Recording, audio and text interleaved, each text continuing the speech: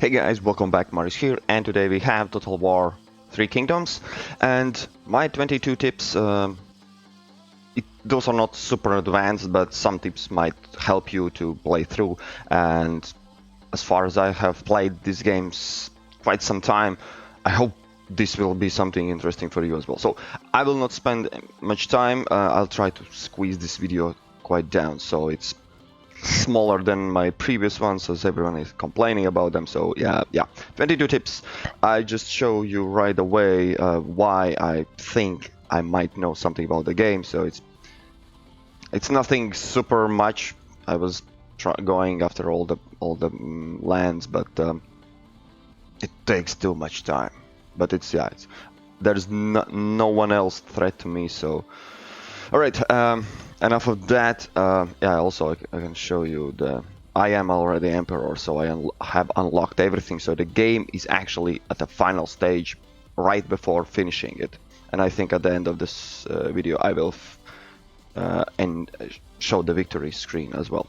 All right, let's start with the first points. I have first part is all about building and managing and other part is more about army and some other tips in between. So let's start with the first one. Is when you start the game, there's always a question what to build, right? You have your little states, and you always have your choices about what to build. Thumb of rule is quite simple. Whenever you have region, there is one region city, and there are two or one how it's called. Settlements, minor settlements, and minor settlements are something that is you can't change. There's a specific building you can build. For example, I don't know what to pick. For example, here we have silk trader. There's only one path of buildings that you can build, and suggestion is simple. When you check what it is, what kind of building it is, you see it will be income, it will be silk. So basically it's trading. Stupid example. But here, fishing port. We have fishing port, which will give me food. So my logical thinking would turn this all region into food making region. Simple as that. If those minor settlements, or here we have farmland. Again, farmland is making food. So I will tend to build more food buildings here. As you can see, I have built support, I have built land development. Both of them are supporting food creation. And this is good example, regional. So in this example, the building I have here is mine, which gives me income in industry. So what I have built here, I have now focused everything on industry.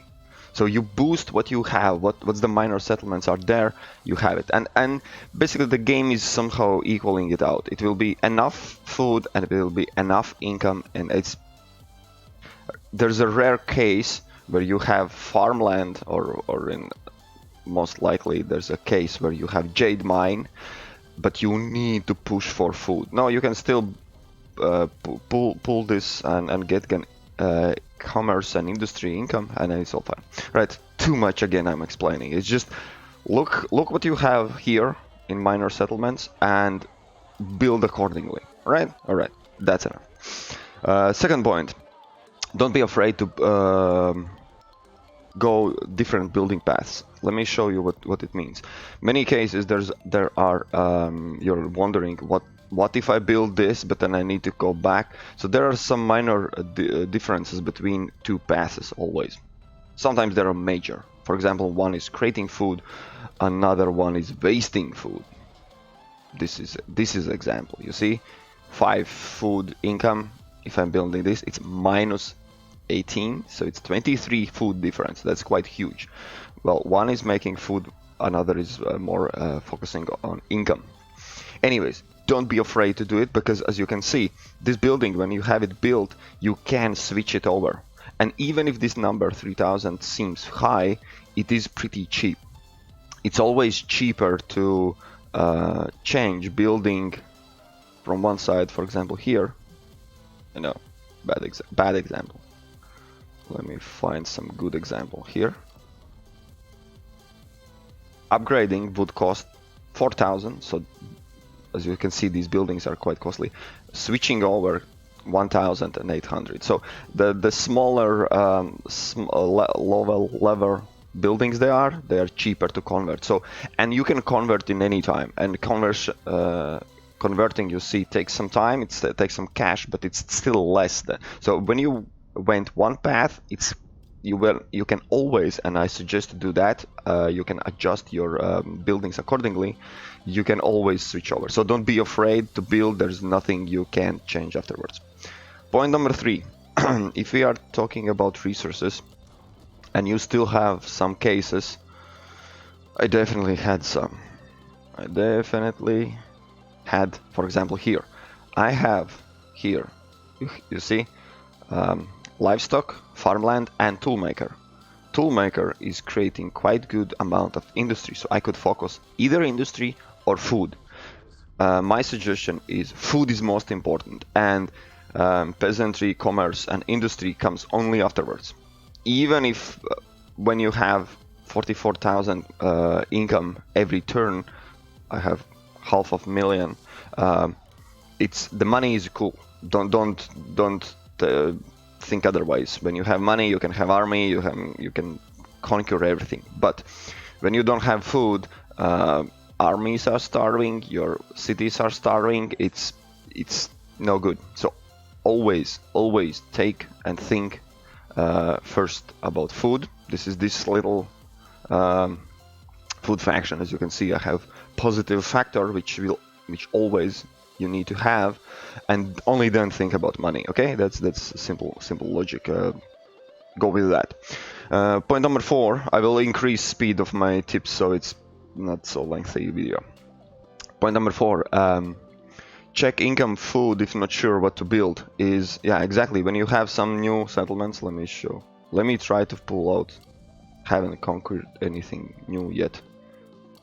Or sometime. Okay, when you have something to build and you don't know what to do, always pay attention to this food. If you have food in minuses, basically you're losing food, you're eating more than you are producing, go with that. That's no brainer. That's obviously the choice. And another thing is, if you are attacking and you are building new armies and all that, another pointer is your money income will reduce because army costs, you need to pay salaries and all that.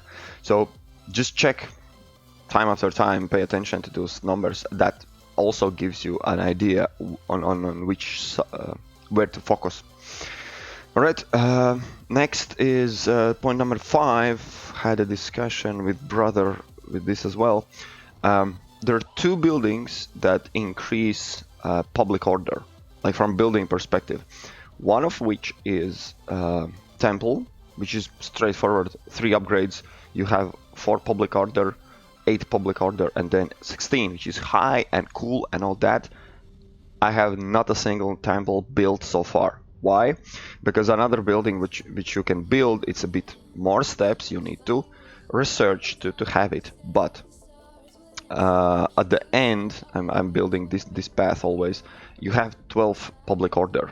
It's quite good. It's not kinda. It's enough for you to support 8 level city. You will have enough income, like positive factor minus negative, and it was all fun.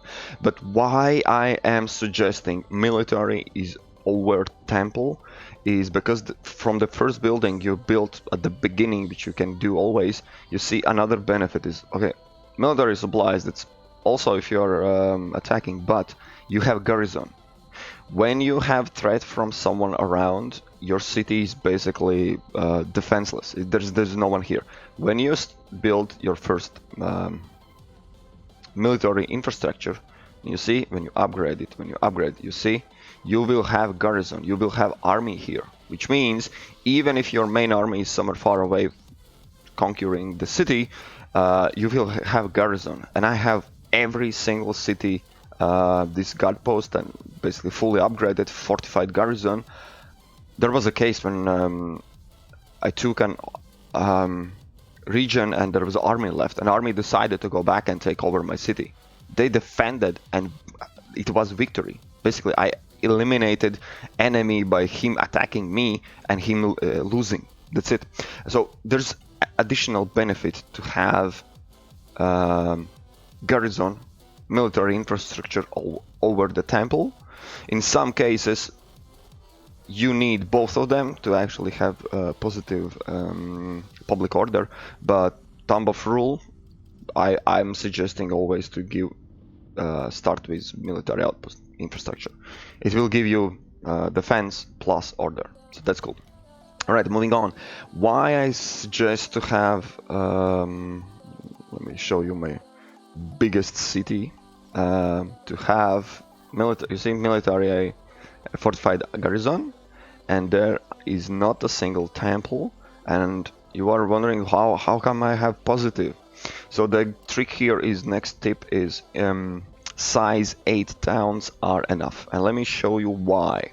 When you have regional city level 8, you see we have building slots, 6 building slots. Next level, what it does, there is not a single slot more. So basically this is the biggest in terms of building. Rest of upgrades, if you pay attention here, is okay. Prestige, I don't know why would anyone take that in account. You have prestige like it's coming like a river. Population limit, food, we are wasting 10 food, and you see income from commerce increased by 25%. There's not a single reason to burn down 10 foods and get those 25%. If you pay, look here, 25. I have commerce 600% increasement already. So those 25 additional will be nothing. So this upgrade is already disproved. The last upgrade is quite cool. If you compare food, we are burning down 12 more food than previously, which is okay enough. But you see, okay, there's income from peasantry and income from commerce boost twice. So basically, if you compare from 8 to 10 level, okay, it's triple. And again, I have 50% increasement in commerce here. You see, I'm talking about this number, and here I will have 150, so 100 more, 100. But the downside, so the downside is not only food. Well, that's the first. Second one, there will be this. If you pay attention, there's negative factors. Population. The bigger city, the more people are angry. So let me explain why none of my buildings, none of my cities are over level 8. When you will have additional minus negative factor in public order, one fortified garrison will not be enough. You will need temple. But as we have already full limit with buildings, I need to take something down. And let me show you where the funny part starts. I can take down, for example, this dock market depot. Right? Let's agree to take it down. So, and I will convert it into temple, so I have public order enough. Because it will go down, it will be on minuses. If I take down this dock, I will lose 100% income from commerce. That's exactly, and that's the single reason why we wanted to upgrade the city in the first place. It's 2 upgrades actually. And I will lose trade influence as well. It's not only commerce. So you see, commerce is basically canceling out. So there's no reason to go full upgrade because I will lose 100 commerce here, and I will gain 100 commerce when I have this 10 level city, which eats more. So I have minus 10, minus 12, minus 22 food. So the summary, if I upgrade this, my biggest city, yeah, there is small increase of peasantry. Currently I have 75 income from peasantry. Here will be plus 25 peasantry. That's the bonus I have here. But downside, I'm losing 22 food. Commerce income will even out, and here I lose also influence. So I can't fully defend and prove you. Well, I actually can. There's no reason to go beyond level 8. I have cities level 10, then I had to build temples, I had to destroy buildings. I've just checked the stats. You can always decrease, even if you have upgraded your cities, you can test for yourself. Just go with downgrade. It gives you back some money, and yes, until level 8 you're not losing any slot, you're not losing anything out, as far as I have you have built correctly all your cities. You see, none of my cities, and they are giving me 3.6 thousand per turn. That's why I have those 44,000. So okay, I'm just showing. It's up to you to decide. Point number 7 is again something little trick. When you start building, it's obviously I have everything already figured out. There's nothing interesting, but when you are at the beginning, these little icons I suggest to use. Don't pay attention to that, but my advice is invest in high income cities. So when you have something to build, for example, when you're struggling with money at the beginning, you always have a choice which city to which region to upgrade. You don't have money for all of them, so you can sort this. You see where the income is, and I will explain why. It's nothing super fancy to explain, but when you have your income here, for example, you see I have peasantry income 5,000, so that's the base. 500. So anything I multiply, any new upgrade I make, this is the upgrade building, for example. You see this upgrade, it increases by 25%. So I either can upgrade building here, which then multiplied, so I have 500, and from 500 I will gain 25% more money. Do the quick math. 125 more income. Or you can go and build exact same building at exact same time in some poor city, for example this city, and you see here peasantry base is 75%, 75 income. So here those 25 increased peasantry will give few dollars. So this is simple. It's always in this game, it's base income and then how much additional you are gaining. So multiplication, basic math. And advice is simple.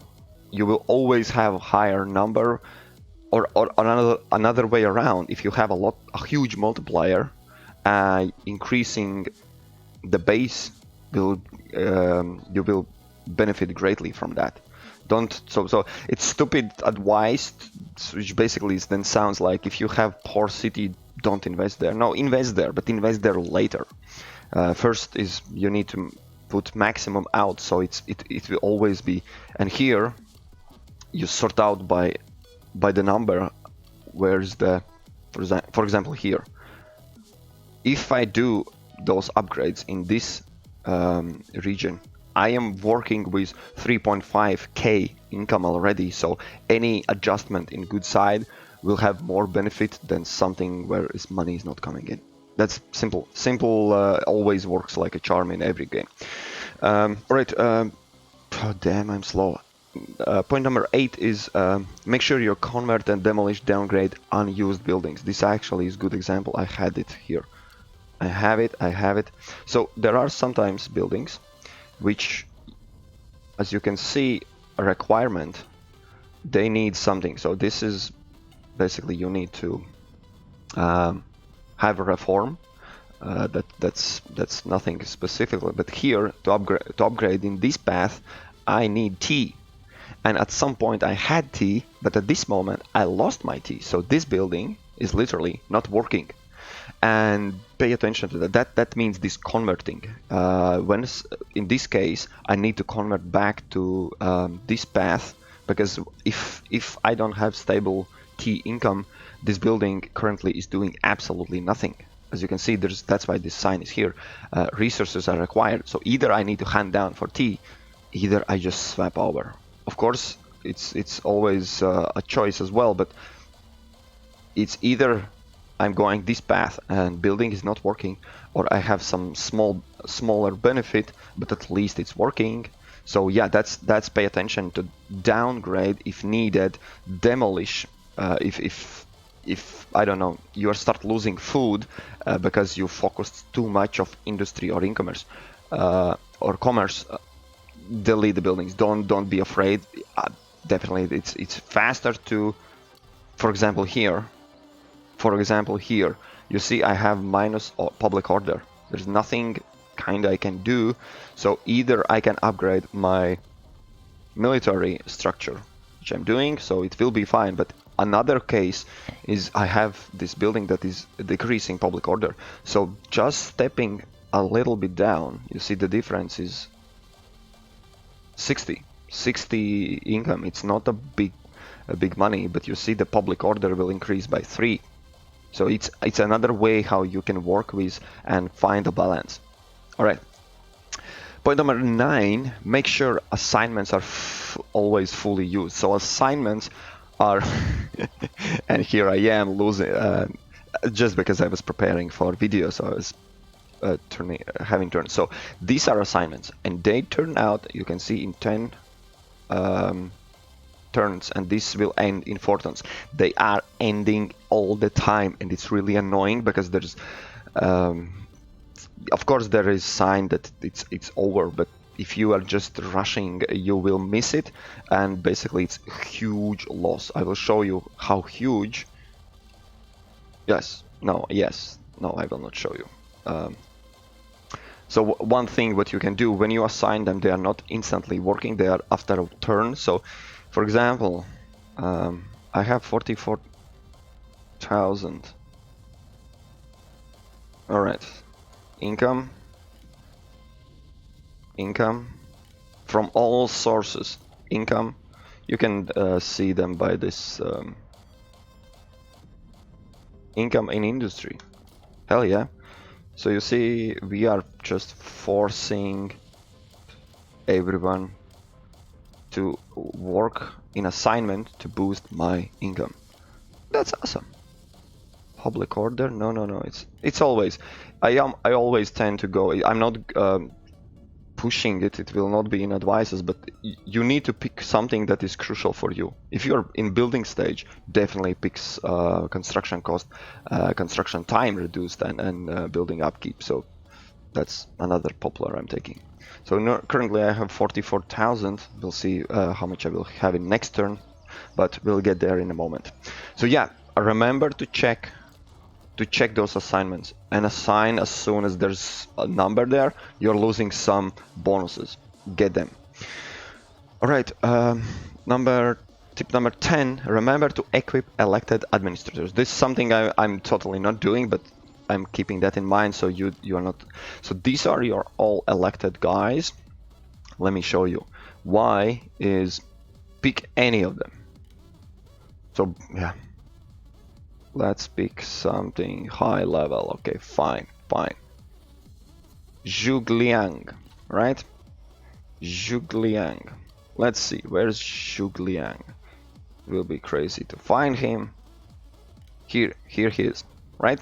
So he's working as administrator, and obviously he's not fighting, he's just sitting and administrating. But if you look here, followers and accessories sometimes as well, just go over and you see what happens if you read this out. This Toast monk gives authority and plus public order, which is public order worldwide, but let's read what it is there. Only if this character is prime minister, heir, or faction leader. But he is prime minister, so literally me clicking this button and assigning equipping this guy gave +2 public order world, faction wide. So this, and if I don't need public order, trust me, there will be something more. They're always, you see, food production. I can have, so, and you saw this screen. Okay, let's, income from industry. Okay, but let's go with public order. And another there, I think here sometimes, yeah, I have used all those items, but yeah, it's army. But there, I think there is also accessories that are giving bonuses for those who are administrating. So keep an eye for them. Yes, there's no point of equipping better horse or better weapons because he's not fighting. But those two items you need to equip because you will have, check your inventory, you definitely will have, and this is the bonus. I just gained 2 public order for free. It's all there. And now imagine you have, yeah, okay, you have prime ministers and here only 2 seats, but if there is any bonuses also working for chancellors and administrators, yeah, you need to equip them, and then they will work. All right, that's a small tip, but easy. You can see how easy you can get bonuses out of it. Shit, this long video.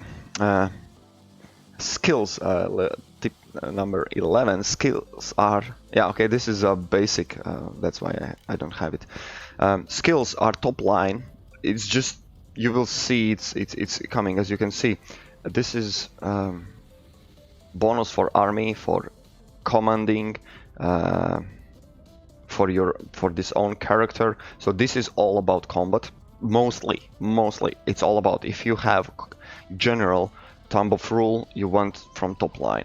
Then in middle line you have specific skills. These are here, as you can see. This is Flames of the Phoenix, this is Final Rush. That's something you see, passive buff. So those are special skills, I call them. This is Roar of Beast and some in between. And at the bottom, most likely, you can see this is faction support. This is administrating. So if you have administrator tool, thumb of rule, you want to have bottom line because there will be everything around faction-wide support. Administrating, you see building upkeep reduction.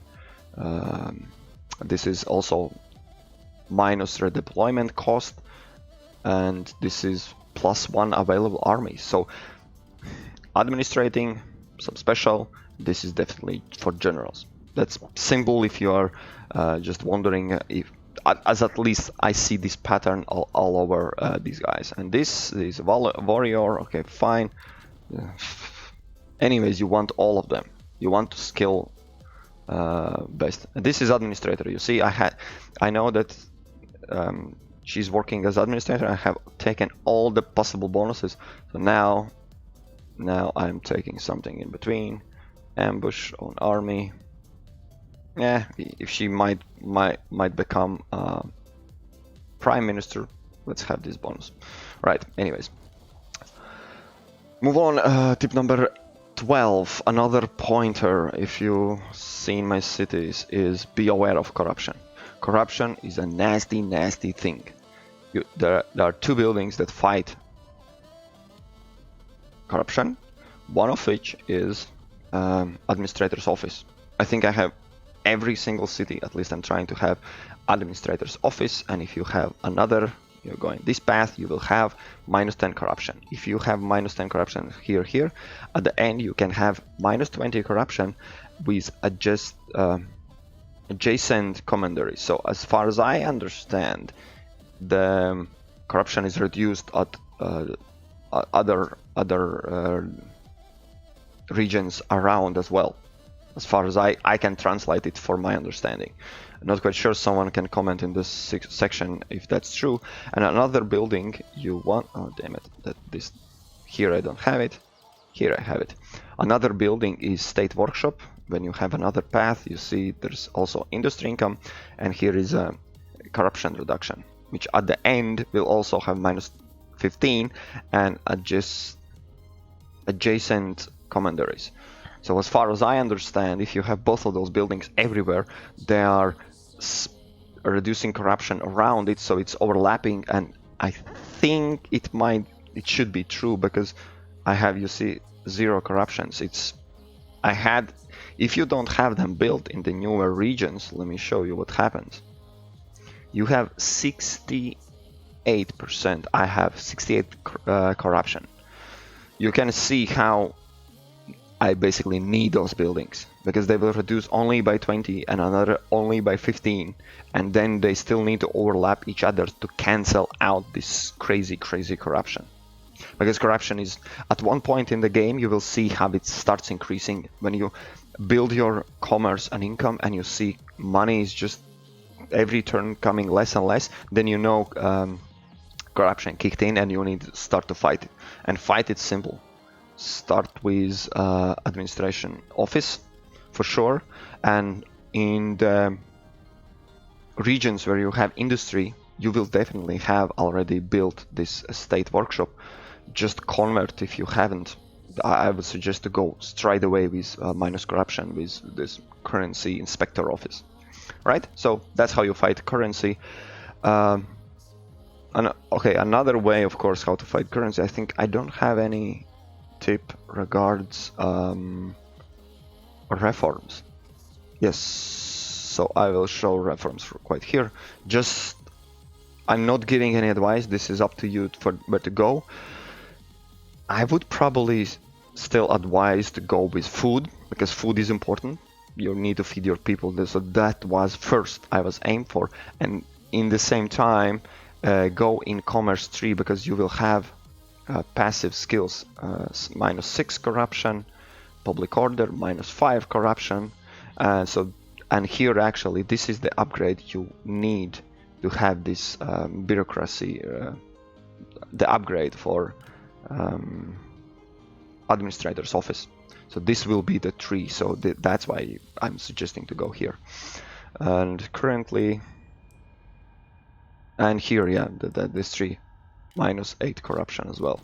Just, yeah, fighting corruption. So these are ways how you can fight corruption. And of course there was also assignments to reduce corruption. That's another way. All right, anyways, tip number 13, elect and put some friendly army generals. So I can't show you, I think I can't, yeah, because I have full armies, but I will, fine, because this is a video, raise army. Let's take some total random noob, confirm. This is true also for, not for armies, but when you recruit, you can have 3 generals in one army, and you can see, pay attention to those little icons. So as you can see, this guy probably is General Sir Army, Hiebo. Yeah, this is Hiebo. You can see this guy is not happy with him. So whenever you're putting your army together, pay attention. There are 3 icons. No. Yeah, there will be 3 if you put one happy, okay, one unhappy. There will be 2 signs saying happy and unhappy, because there's one that are friendly and another unfriendly. So what you want to do is having friendlies with friendlies. If you have one put already, definitely select someone who is friendly. And I will go with this guy, because you want one tactician, strategist. You want one strategist in your army. That's another bonus. And now you have 2 opinions for the third party. So you will see, this is what I'm talking about. So one is friendly and one is unfriendly. So I would not suggest to go there. Go with friendlies. You can have friendlies. For example, this dude, okay, he's an assignment. This, no, this, no. No, I don't want another strategist. Oh yeah, here we have vanguard. Cool. So I will have administrator, rogue, and inspector. Cool. And all of them are friendly in between. They are happy. They will work together. There's no problem. And the same thing is here in courtyard. As you can see, I have, so this guy changed his mind, but normally you see those green check marks. Yes, they're happy to work together. So this guy probably I want to swap out, but this is more tricky because not every time you will find someone that is everyone happy with. That's hard to pull off, but I would advise to do that. That's definitely in long term it will show you how it's beneficial. All right, tip number 14 is now we're switching to armies. Use duo armies, preferably one strategist with catapult. So, okay, I give the tip away. Duo armies, what I mean by duo armies is don't send, especially in late game, don't send this one dude out, even if you have full army. If you have everything recruited, you think you are strong, you are cool. Trust me, there will always be enemy that will can and will beat your army. Why I say this? Because at the end they have leveled up their armies, they have some cool items with them, and they will definitely kill if you have one guy. So what I suggest is always stick at least 2 armies together. That's just playing safe. That's playing safe, because 1 against 1, if they have reinforcements, if they have city backup, they can kill your generals, and that's definitely, you will be pretty angry if your general gets killed just because you are sending them out alone. All right. And another tip included here is not only to have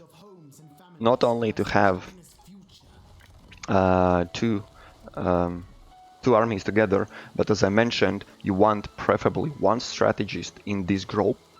So from all those 6 generals, 2 armies, every has 3 generals. From 6 generals, at least one you want strategist. Why? Because of light artillery. What it gives, it's simple. When enemy, trust me, enemies will have big cities.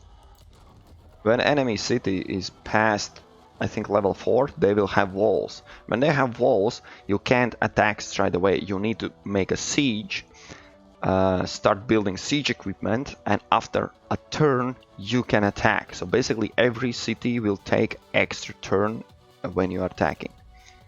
Not if you have already trebuchet with you. So this army, if this army attacks city, they can conquer that in the same turn. So basically, and you can do quick math. How many cities there are you want to conquer, and then think every city takes extra turn, multiply that by the cities that are in the map, and you will see how much time you will gain if you have those little awesome trebuchets. And only strategies, the guy with the blue mark, the blue guys or girls, they can have catapults. Don't try to pull it off in Vanguard's army or Administrator's army. Okay, that's explained. Let's quickly summarize the video. A few more tips, 7 more tips. Don't buy new army if you don't have if your income is low. And by low, I mean, just remember already.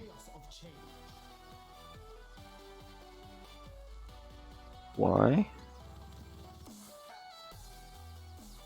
Damn it, I can't cancel. Okay, already recruiting army is quite expensive.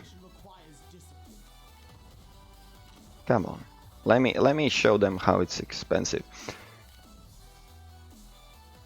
Come on.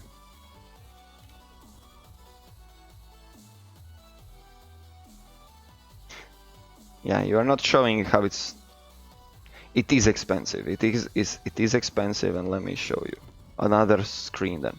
So this guy, for example, it costs me 1,000. It's not much, but sometimes those armies cost up to 5,000-7,000 to hire, which is already a high number, but that's not a problem. The problem starts, you need to pay them salaries. Not only this guy, but also, as you saw, the army here. They have this little icon below. You can see if this saber militia costs 60, it's nothing. Then, for example, this trebuchet costs almost 300. This dude actually costs 300. Well, he's exceptionally good, as you can see the stats. He's just protectors of Haven, okay? So they are costly, and that's one. You see, 300, and we can have 1, 2, 3, 6 guys times 3, so 18 such guys we can have. So 18 times 300, and that will cost per turn. If your income is something around, I don't know, just 1,000, don't think about new army. Even if you think like, okay, I want to conquer and I will get income, pay attention because armies are costly, especially at the beginning. So just don't. Okay, that's message. Build successful economy, get your income, then get your army, and you will be okay. All right. Tip number 16. I was pretty angry because it took me some time to realize. For example, if you want to go somewhere, they will always suggest to go by the road. By the roads they are traveling faster. But sometimes you want to take a shortcut, or you want to maneuver some specific or chase down enemy, you need to think ahead. So tip is simple. If you see this arrow, once you click on the ground, he starts moving right away. So how you can see how much turns it will cost you and how much you can get is when you hold down mouse button. And it was way too long for me to realize that you need to hold down, then you can see and figure out which road to take. So yeah, that's little advice, but it was helping me a lot. Right? So when you have the army selected, hold down and you will see if you can make this in one turn, if you need 2 turns, if you can get in the city without any in the same turn, and all that. All right, and if you need to do, just click left mouse button, it will cancel out, so it's all good. Okay, small little tip, but I was just surprised. I didn't know from the beginning this. Tip number 17 is simple. Switch to march if you have more than 3 turns to move. So let me show you how it works. For example, I want to go somewhere, I don't know, here. You see, 3 turns, 3 full turns it will take me to get to the city. When you have army growing, so basically you need to have it that then don't switch. So this is the little icon when you can switch to stance march. What it does, you can move faster, but the recruitment will be disabled, so the army will not grow in full potential, because now it's new army, it's still growing. But I will just, for sake of demonstration, I will show you. Now I get here in 2 turns. Right, so whenever you have a huge empire and you need to move around, so you see they are going by the road, it's faster by the road. This will take 10 turns, this will take 9 turns, right? You see 9 turns, but if we had it in normal stance,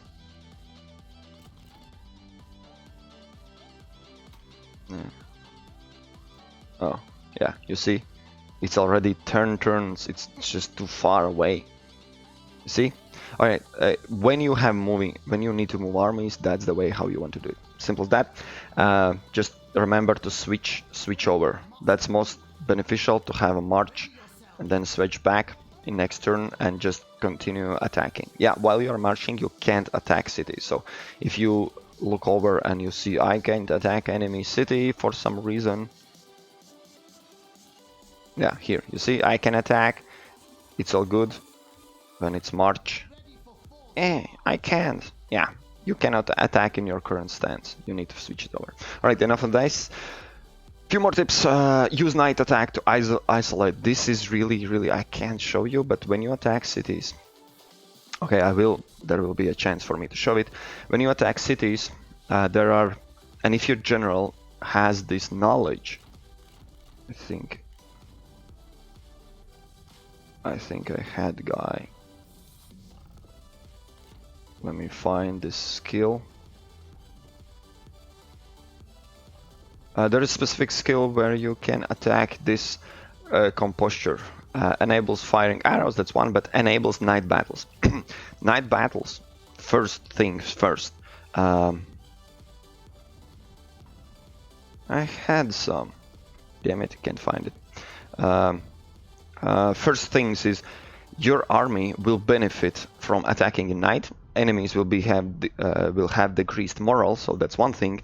But another thing is they cannot be reinforcement. reinforce it. So if you have one army, they have two armies, and you want to fight in normal mode, they both will join together and most likely crash you. If you switch this attack in night mode, you will attack one army against one army, and you will have your chance, and you will destroy their one army, and then you can think about the second one. So this is most crucial point to use, because it saved me a lot of times. And for example, you are attacking city, and there's you and enemy are outside the city, and you want to attack, so obviously enemy will join in the force, and then you will have a lot of casualties.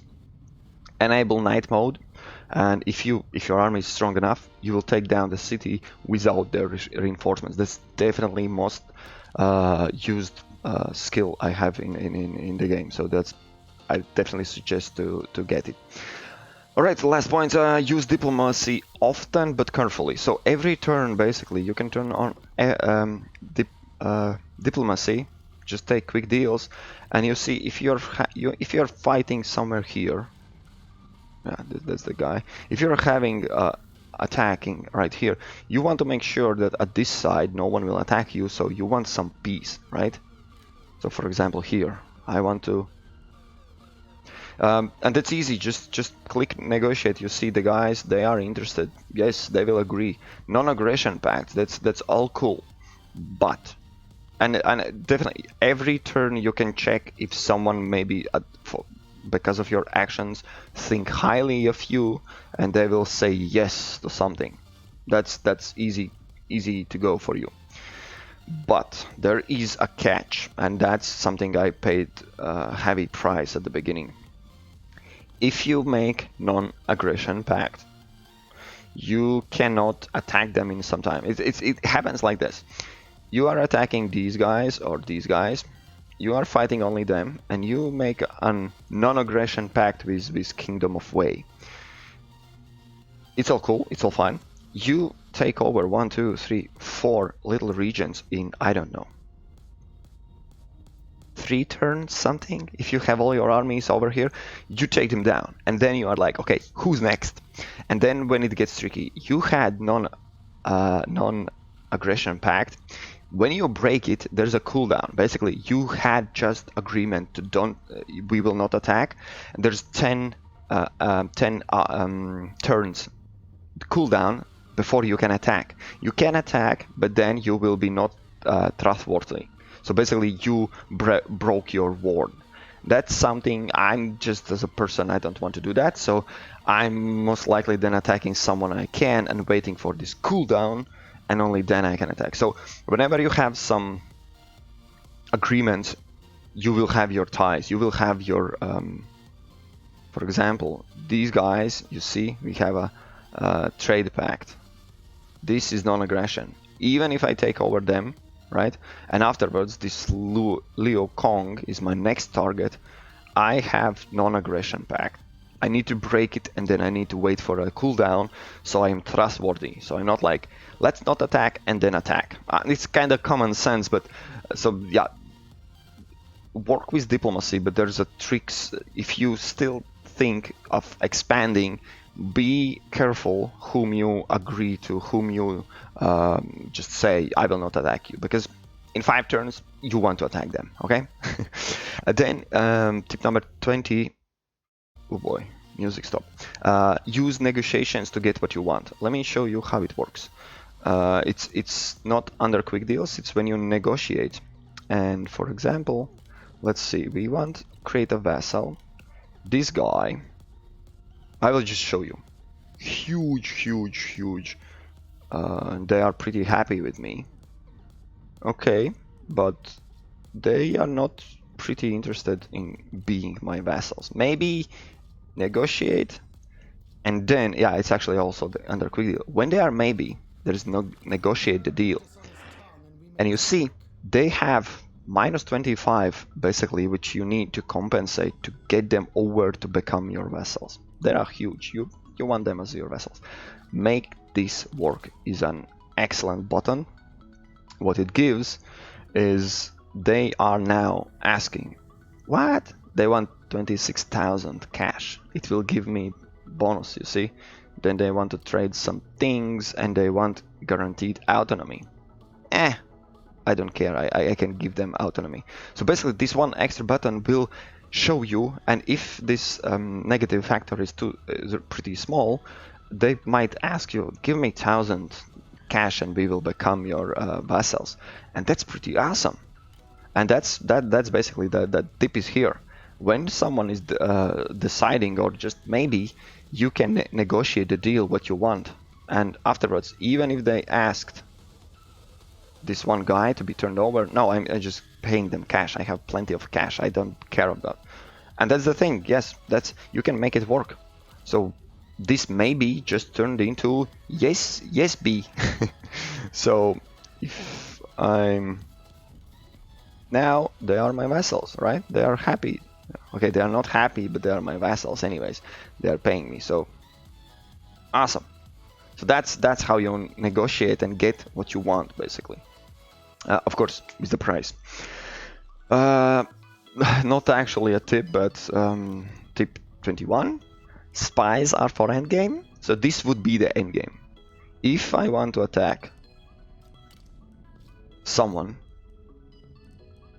let's say Liu Yang, the fight will be more than 5-10 turns. I can infiltrate a spy. They can make huge effort, and they are pretty fun. Don't get me wrong. They are okay. Let's take this one, but it takes time, and sometimes they are not elected and they don't get any position, and it's just, and at the beginning when those fights and wars are just, everyone has 2 regions. You take over their 2 regions and they are gone. There's no reason to waste in the spies. It's like, come on, if you take them over in few turns, it's just, it's useful when the war will be, I don't know, 20 turns something, then you can your spy infiltrated and assisting and helping. It's pretty fun, but it's definitely no go for in the beginning. And in this particular playthrough, I haven't used not a single spy. I sent them and they just came back like, I didn't get the job. So that's my piece of advice. Don't focus, because it costs you to send over, to hire, to do that. No need. All right, and the last tip. Oh shit, the video is way too long. We'll need to make a quick summary of it. Is always fight yellow turbans.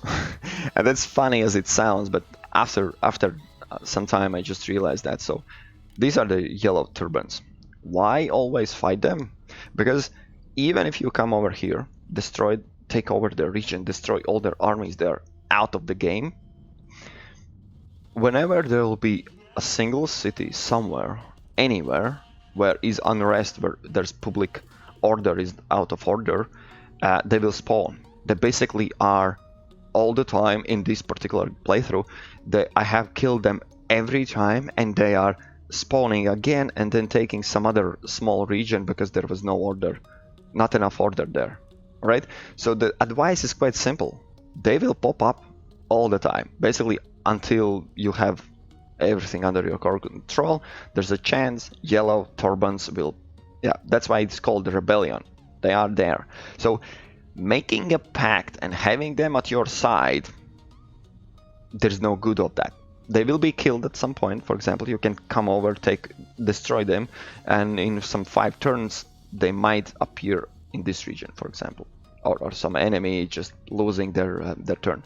And then they are a variable factor, and they are basically rebellions. If you are friendly with rebellions, no one is friendly with rebellions. So having them, and the problem is, if they sometimes ask, like, maybe let's make a non-aggressive pact, and you say okay, which means 10 turns you can't normally attack them, you can't take them over, but through the playthrough you will attack them every time you see them, because that's the easy way how to take over.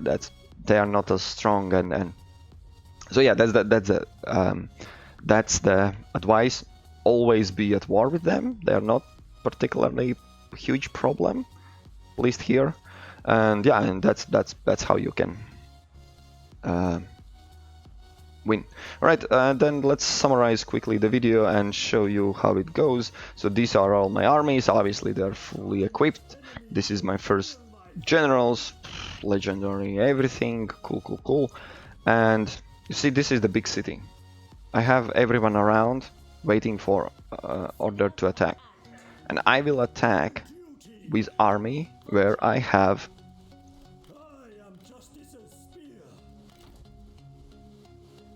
trebuchet. And you see, when I have trebuchet, yes. And when you have trebuchet, you don't need to wait anything. You see, I don't need to continue a siege, I don't need to build anything, I can straight away start the battle. And yeah, I don't have this is the night battle. You can turn it on. Actually, let me show you. Who has this night? Someone? Anyone? Yes, you see, they will have reinforcements. I will have predicted casualties quite a lot. When we fight night battle, they don't have reinforcements, but I don't have them either. And it will be definitely defeat, because currently my strength is in reinforcements. That's why I have all the army around. So in this fight, you don't want to have night battle.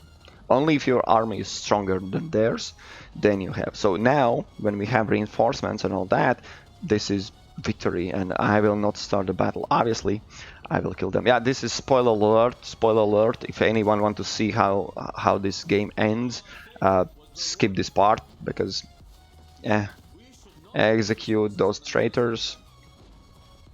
Obviously, we occupy. And yeah, that was the last quest. What I needed to do. Okay, I will skip the movie so it's not spoiled. And yeah, this is the victories that I needed to take it. And that's how you win the game. This is the ending. You have your stats. You can continue a campaign. You can go back in main menu, and that's it. It was quite boring in the storytelling, but let's not talk about that. One last bonus for those guys who waited so long and watched all the video. No one probably did that. Is one extra thing. I haven't done this myself, but I checked it, and basically brother gave me a tip. If you start new campaign and you see those different types, the same yellow turbans and coalition, each of those factions are operating somewhat differently. So if you have coalition, if you switch between Cao and Liu Bei, there will be slight difference of features and such things. But if you switch to other types of coalitions, at least as it goes for yellow turbans, they have totally different playthrough. They have different research, they have different approach, they have different layout, they have different regime. It's not just a looks, it's different play style, looks, and all that as well. All right. So if you have played coalition so far, I would suggest, that's my bonus tip, go and try someone else, and you will see the game is totally different. It's like a new playthrough, and it is a new playthrough. So that's there. All right. And then the game has way more valuable to in terms of replayability. So I tend to do that as well. But yeah, this game takes quite long time to play. I have been played so far, and I gathered only 22 tips to give it to you. So yeah, that's that. Okay, thank you guys for watching. I will try to put all the tips in the description as always in timestamps, and liking, sharing video always helps, subscribing as well. All right. Oh boy, let's end it before 1 hour's 1 hour's reach, so the video is not too long. Jesus Mars. All right, thanks for watching. Cheers guys, we will meet in next videos. Bye.